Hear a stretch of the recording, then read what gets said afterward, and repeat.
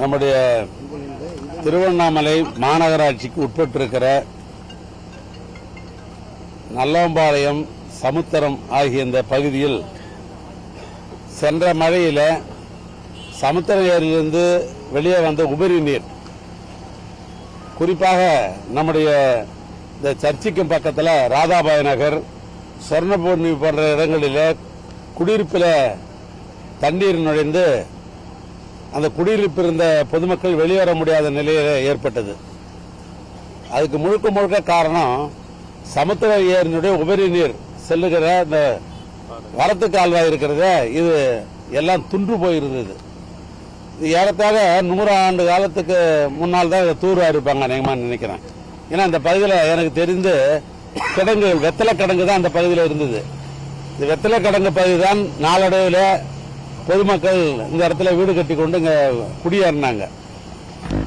அதனால இந்த தண்ணி இந்த முறையும் மழையிலே வந்து இந்த ராதாபாய் நகர், சொர்ணபூமி, நல்லம்பாளையம், கீழரணக்கரை, தென்மாத்தூர் போன்ற பகுதியில் இதன் மூலமாக பொதுமக்களுக்கு ஒரு விபத்தை உருவாக்கிவிடக்கூடாது என்கிற காரணத்தினால்தான் மாவட்ட ஆட்சித்தலைவர்களும் நானும் உட்கார்ந்து பேசி இந்த வரத்து கால்வாயை சுத்தப்படுத்துறது அப்படின்னு முடிவு பண்ணி நெடுஞ்சாலைத்துறை பொறியாளர்களெல்லாம் அழைத்து பேசி இந்த வரத்து கால்வாயை தூய்மைப்படுத்துவதோடு மட்டுமல்ல ஆழப்படுத்துவது, அகலப்படுத்துவது என்ற அடிப்படையில் இங்கே பணிகள் நடைபெற்றுக் கொண்டிருக்கிறது.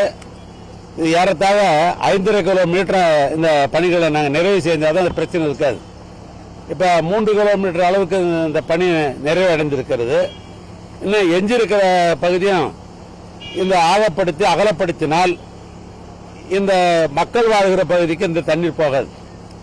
ஏன்னா இந்த உபரி தண்ணீர் தான் துறிஞ்சலாறு வரைக்கும் போகும்.